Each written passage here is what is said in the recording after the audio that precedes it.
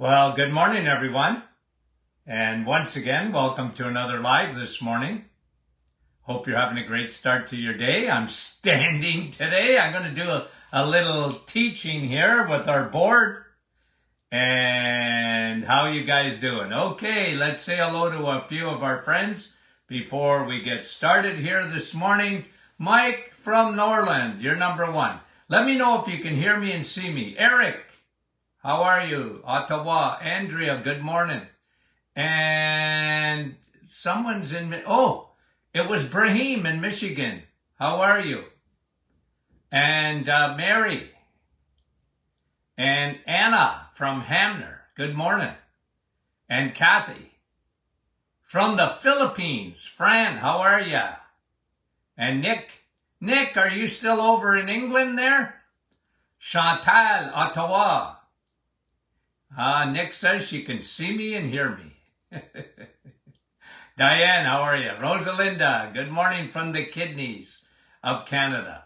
Pat, Adeline, good morning from LaSalle. And Sue, Yolande, bonjour. Georgie, good morning.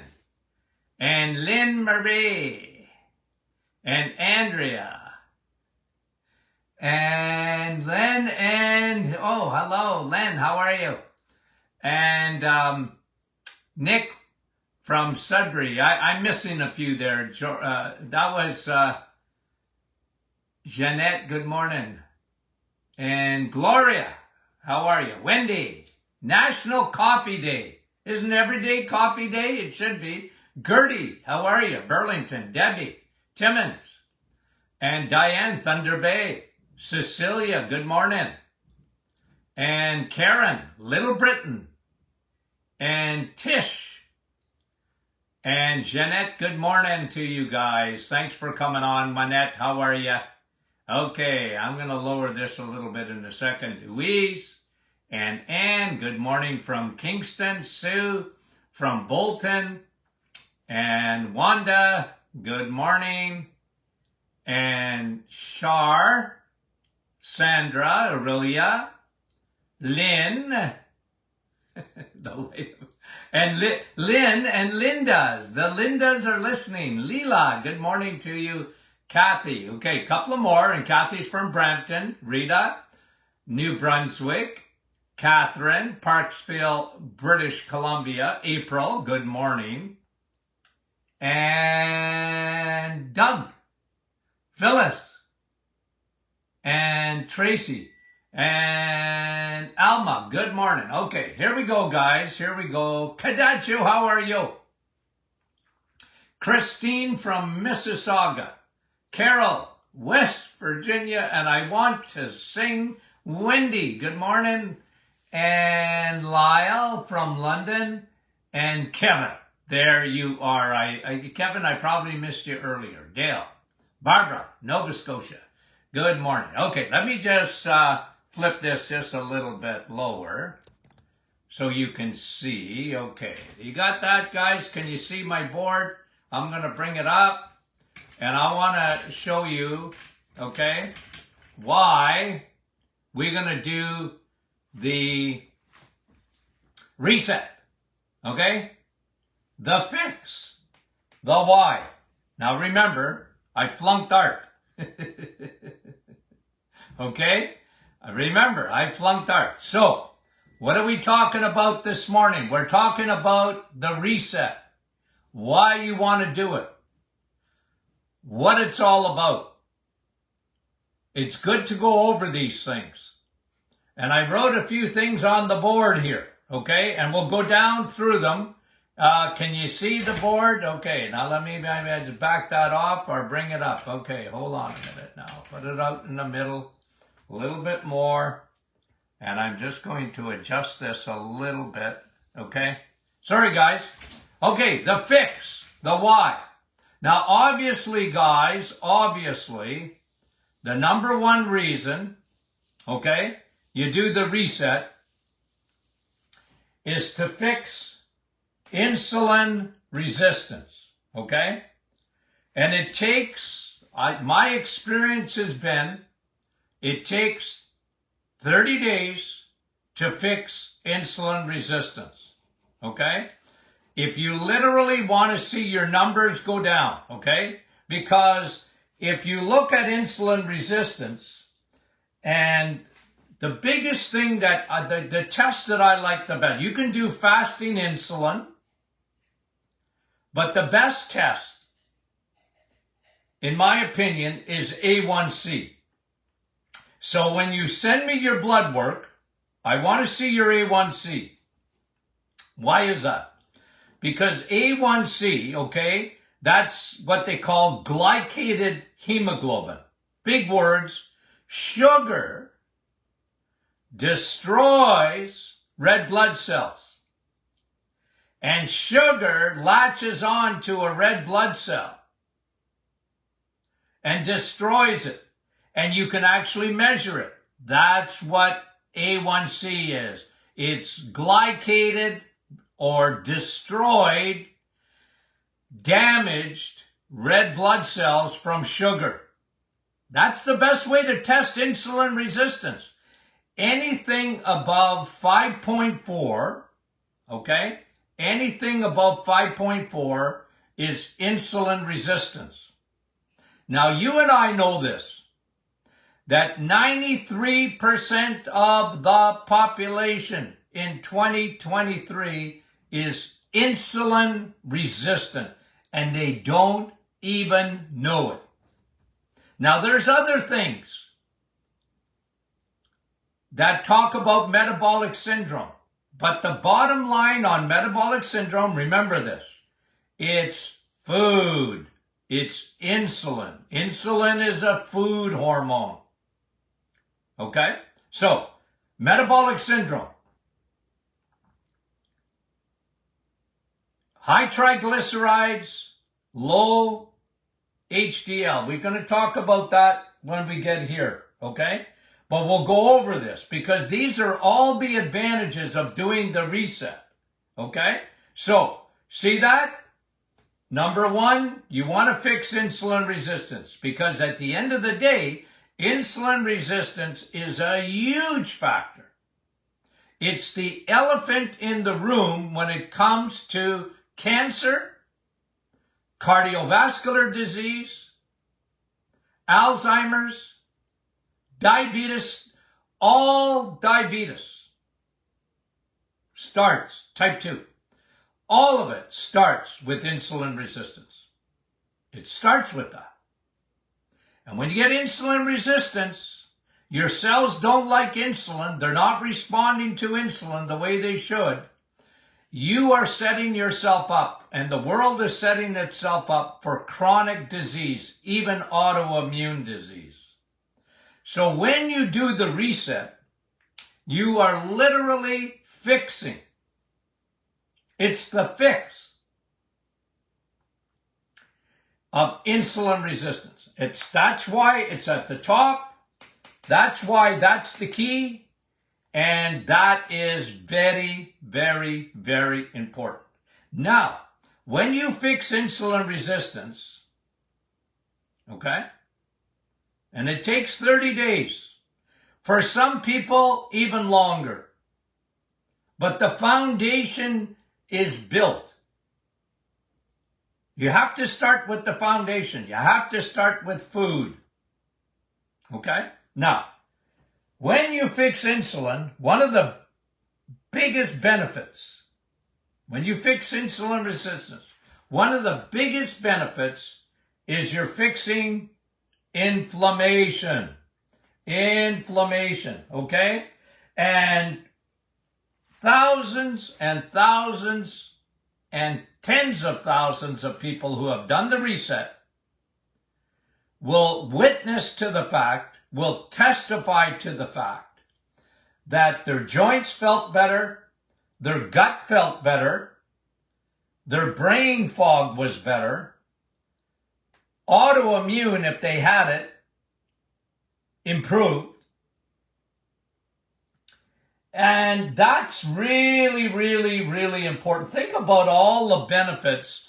When you lower insulin, you are lowering inflammation. One of the responses to insulin resistance is an inflammatory response. Your body responds to it and it doesn't get turned off. That inflammation doesn't get turned off. Got it? So now, is the reset worth it? Yes, absolutely it's worth it. Because when you fix this, when you get your A1C down, you're lowering your CRP, your C-reactive protein, which is a marker of inflammation. Okay? Now, that doesn't mean it's curing your autoimmune. It doesn't mean if you have rheumatoid arthritis, for example, it cures it. But it makes it a lot better. It makes it a lot better. And again, thousands of people have testified to that. So just understand the fix. What is the fix for insulin resistance? What is the fix for metabolic syndrome? It's the reset. It's the reset. Reset the body, and you're doing, because somebody is, said to me, well, it's fasting. What about fasting? I like fasting. I'm not against fasting.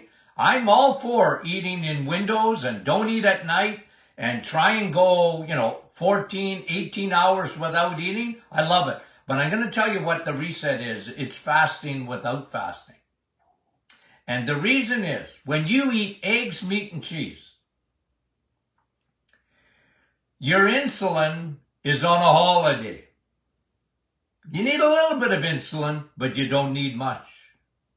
Okay? So that's the key. Got it? Okay. So number 2, inflammation.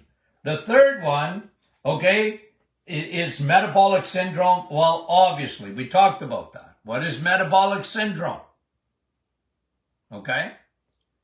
And you have, and we'll go over a little bit more detail, but metabolic syndrome, okay, is diagnosed for those doctors who are interested in metabolic syndrome. They should be. 93% of the population have it.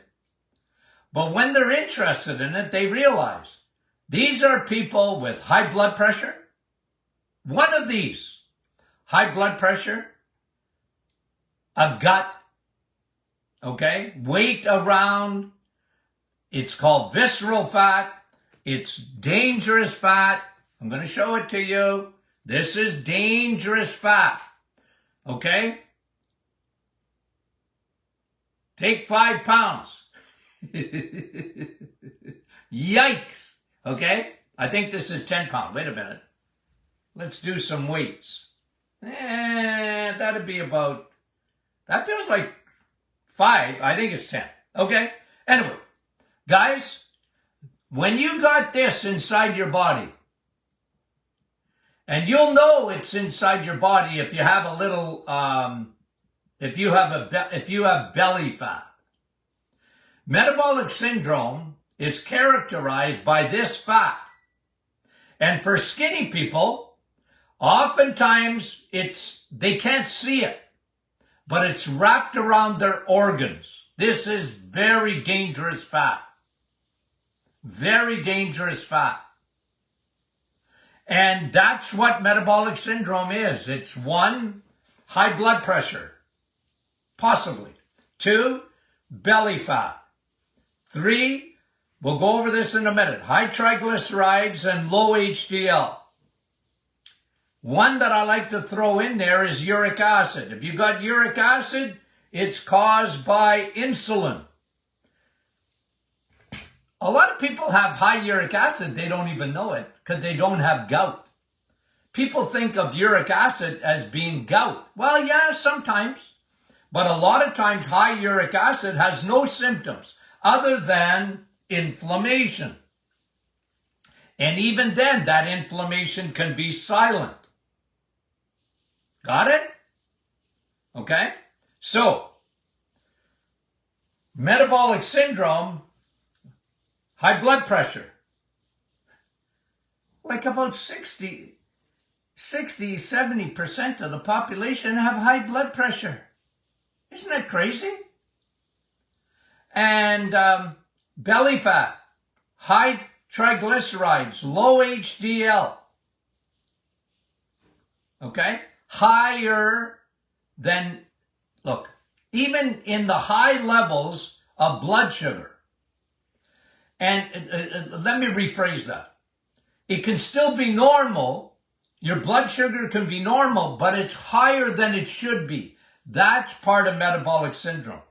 Remember, the last thing to happen in your body, the last thing, not the first thing, the last thing, is diabetes. Oh, Dr. Martin, I'm not a diabetic. Really, you are. Don't wait for the diagnosis. Because if your blood sugar, and this is why I love A1C,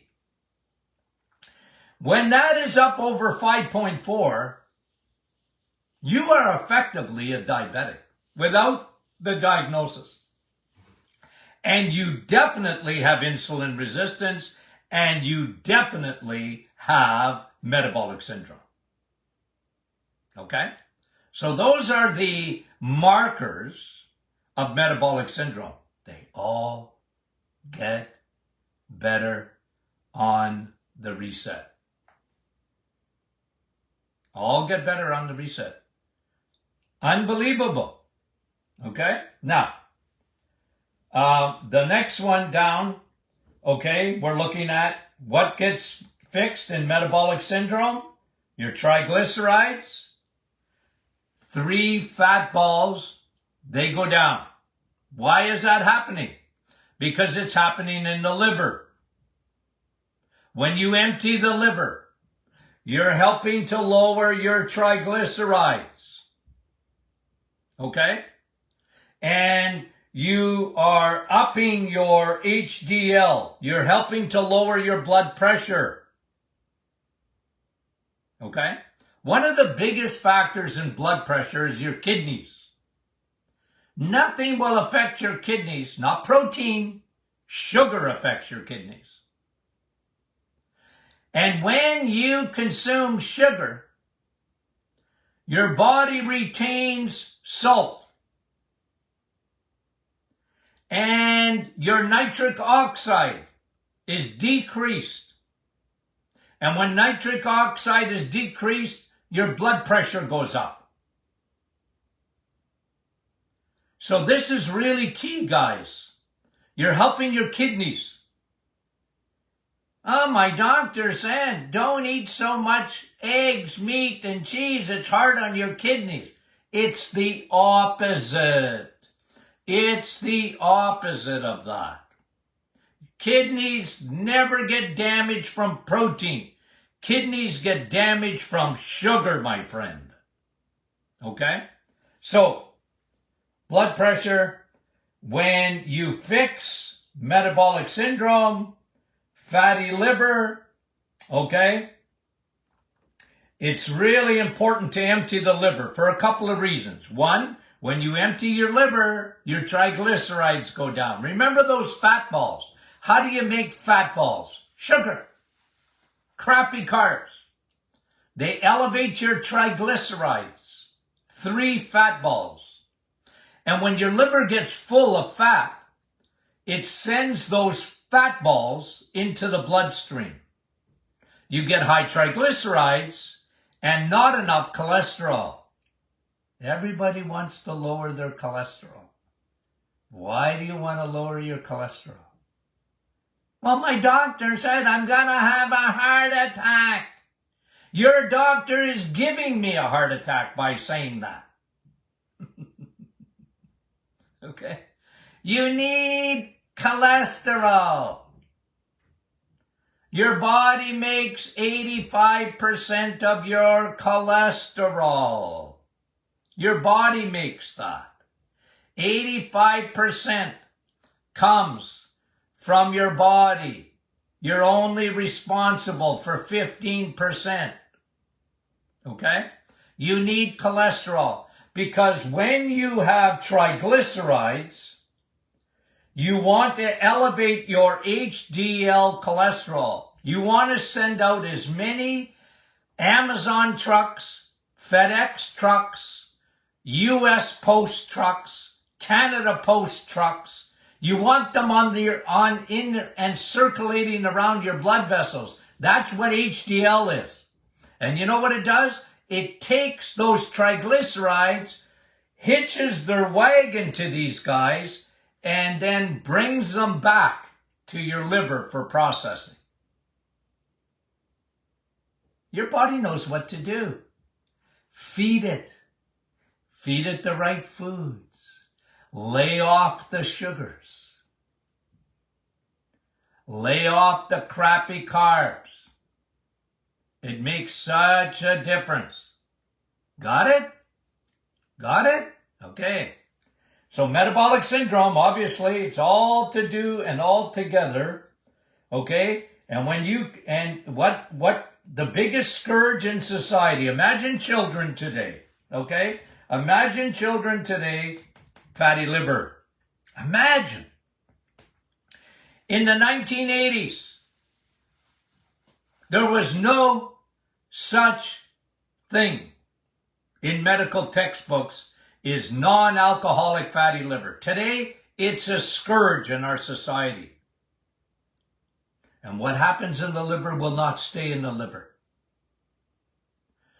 Triglycerides, low HDL, that affects your heart, obviously. Triglycerides is what clogs up your arteries. It's not cholesterol that does that, it's triglycerides. Blaming cholesterol is like blaming the police. Oh, I saw police at the crime scene. They must be bad guys. No, they're good guys. They're there to repair. They're there to go get those triglycerides. I saw the firemen at the fire. Must be the people that set the fire. No, they're there to help. That's what your cholesterol does. They're there to help you. They want to gather up those triglycerides and bring them back to the liver where they belong for processing. Cholesterol's on your side, guys. Oh, Dr. Martin, what about LDL? You want to die young? Lower your LDL. Okay. So liver. Empty that liver. Keep it clean. And I wrote this here, okay, for detox. Okay? I don't know if you can see it. Let me know if you can see it. Detox. Why did I write that? When you're doing the reset, you're doing a detox. Why? Because your liver is the most important organ for detoxification. For heavy metals, for chemicals, for medications. Your liver, if it's clean, it'll do its job. It will detox you. You know what you need for a good detox? 3 things. Water, and only water is water. Clean the liver, okay? And probiotics. Probiotics, when you do a broad spectrum, is one of the best things you can do for detox. Okay? It really is. Those bacteria are on your side. And you need them on your side if you want to do a detoxification.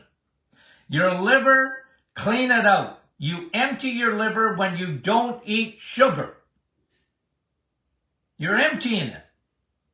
And when your liver is empty, not only the triglycerides and everything gets better, but one of the things that your body produces is this over here, glutathione. Glutathione. What is glutathione? Glutathione is your body's Velcro. You know me and my visualization. Velcro. When your body produces glutathione. Glutathione is a detox superstar. It'll go through your blood vessels and your tissue, and pick up heavy metals, crap in your blood and in your tissue. Glutathione. But you can't make glutathione if your liver is all gummed up. Your liver will get gummed up when we're carboholics. Got it? Understand it? Okay? Keep the liver clean, and your liver will clean itself up in a real hurry. There's studies showing that when you cut out the carbs and the sugars, you can empty your liver in 6 days. Okay? 6 days. But guys, it's so good for you to empty that liver. I bet you nobody's taught you that. What's the liver got to do with heart disease?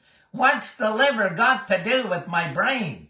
What's the liver got to do? Yeah. Okay? So you're getting these benefits. What did I say? Okay, what is the healthiest weight loss program? The healthiest. What's the best one for you? The Reset. Why? Because it's a lifestyle. When you understand the importance of eating nutrient-dense food, it's not calories. Calories, here's 99% of the world. Oh, you want to lose weight? Eat less, move more. True or false? Eat less, move more. No, it's not. That don't work. That's yo-yo dieting. What you want to do is eat the right fuel. When you do that, your body is satisfied. When you eat eggs, meat, and cheese, your leptin. You see, one of the things that's really important, and I don't think I even wrote it here. I forgot. Okay. When you fix this, insulin resistance, okay? When you fix that first one, you're also fixing another hormone that's directly attached to this one. You know what it's called? Leptin. You know what leptin tells you? Leptin tells you you're full. You know what the problem is when you eat crappy carbs? Bread, pasta, rice, cereal, sugar, sweets, pastries, juice, milk, alcohol, okay? Muffins, bagels. Martin, it's whole wheat. I don't care. It don't matter. It's going to be sugar in 5 seconds. And when it's sugar in 5 seconds, you have insulin resistance, and then you develop another one. It's called leptin resistance. And leptin is a hormone that tells you you're full. But when you have leptin resistance, look, one of the biggest problems in weight is leptin. People are hungry. If you eat less, Doc, I'm hungry. I'm always hungry. But if you eat the right foods, it's been proven thousands and thousands of times again, eat the right foods, and your leptin will correct itself. If your leptin corrects itself, you're not hungry.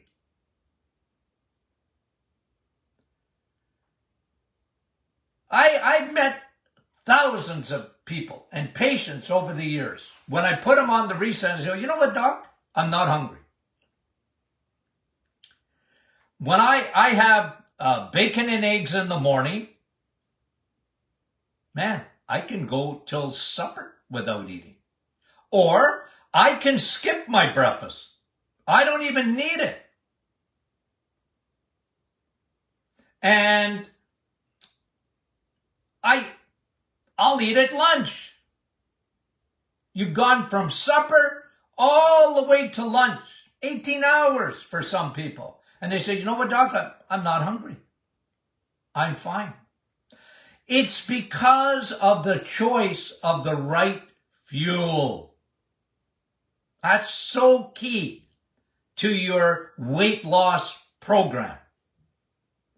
And it's not calories. And the idea is when you go on, let's say you just starved yourself and you didn't eat. You'll lose weight. Okay? You'll lose weight. But your body will burn your muscle before it'll burn that fat. Fat is a storage thing. Your body's smart. It's like you're in hibernation. Your body wants fat as a fuel. So what happens if you are eating, you're eating crappy carbs, or you're eating the wrong food, even though you cut your calorie, you'll lose weight temporarily, but you know what'll happen? It'll all come back. And I always use the illustration of The Biggest Loser. You know those programs? I think it ended in 2015 or 2016. The Biggest Losers. They all gained their weight back. They were eating less and moving more. They were eating less and moving more. And then it all came back. I'm back. You know, the weight. I'm back. Because they were using the wrong fuel. Okay? Ask me about any diet. Any diet.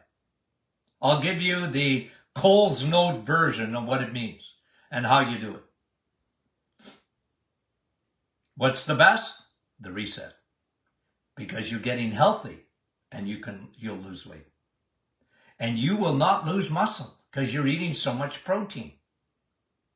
You won't lose muscle. You'll lose fat. You want to lose this stuff. This is what you want to lose. And, oh, Dr. Martin, I only lost 5 pounds. Well, that's a lot when you lose 5 pounds of fat. Look at these monster here. That's 10 pounds, I think. I'm so strong. I can't tell you if this is 5 or 10. What a joke. No, I try to stay strong. Okay. And then, lastly, okay, so you got weight loss. Oh, that's not lastly. Rocket fuel. Okay. So, okay, let me show you this in case you can't see it properly. Okay. So there is rocket fuel. Now we talked about this already.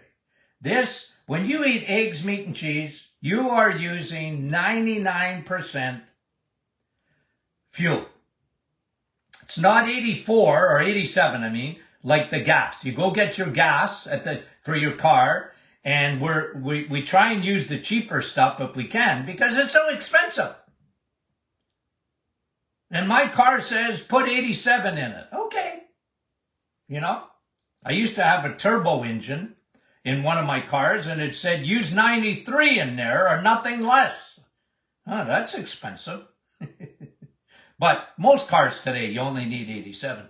But the jets go to the airport, and the jets need rocket fuel. They need jet fuel. That's what eggs, meat, and cheese are. And what happens at the cellular level? Okay? At the cellular level, what happens here? Okay? The best fuel equals mitochondria, your battery packs, right? They're going to produce the best ATP.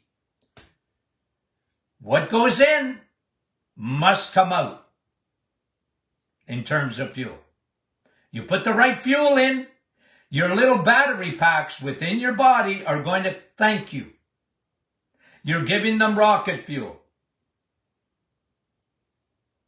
Got it? Another reason. Eggs, meat, and cheese. Eggs, meat, and cheese. Eggs, meat, and cheese. Rocket fuel. Your cells at the cellular level. Remember cancer cells, okay? I've shown you that before. Cancer cells are renegades. They're bad guys. They're bad teenagers, out of control. What fuel do they like? Do they like steak? Nope. You see, the world out there lies to you. Someone even put it on our private Facebook group on the weekend. Read something about red meat causing cancer. Of course they're going to tell you that. Of course. Brought to you by Big Food and Big Pharma. It's always the narrative. Oh, you need those carbs. You need them. And red meat, bad. That's bad for you. It's acidic. No, it's not. Yeah, that's what they say. Okay? But I'm going to tell you something. And you know this, and I know this to be true. What do cancer cells feed on? Glucose. Glucose. Glucose. Crappy carbs and sugar. That's what cancer cells feed on. They don't feed on rocket fuel. They can't. Cancer cells hate rocket fuel. Your immune system, your white blood cells, your T cells feed on rocket fuel and vitamin D. Okay, one more. Okay, one more. Number 6. I should have wrote hormones. Eh? I should have wrote hormones, but I didn't. I wrote hormones. And you know what really helps your thyroid, ladies? More than lots of things help your thyroid. But your thyroid, listen, Lindas. Listen, Lindas. Your thyroid. Your ovaries. What do they need? Protein. Healthy fat. That's what you need. Your thyroid needs iodine. We're going to do a whole chart on thyroid, okay? Thyroid needs iodine, eggs, meat, and cheese, and selenium, eggs, meat, and cheese. Selenium is not found in the plant kingdom. I'm sorry, it's not in there. And your thyroid doesn't work properly without it. And there's nothing that'll slow your thyroid to a crawl like sugar slows your thyroid to a crawl. It really has a bad effect on the conversion of T4 to T3, which your thyroid needs to work properly. Guys, the why. Fix the why. Why do the reset? Okay? Why do the reset? Okay? That's why. Woo! And more, of course, there's other things, but those are the big 6. Fix. The fix. The fix. The reset. Okay, guys. I'm going to do a little technical adjustments here. I get used to this a little bit. I'm an old guy. Okay? I'm sorry.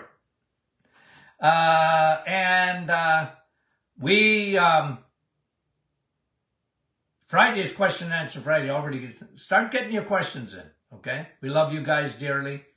Give me some feedback on this. Okay? Because I'll make it better. I promise. I got to figure out a few things. But hey, I'm new to this. Okay. We love you dearly, guys. We'll talk to you soon.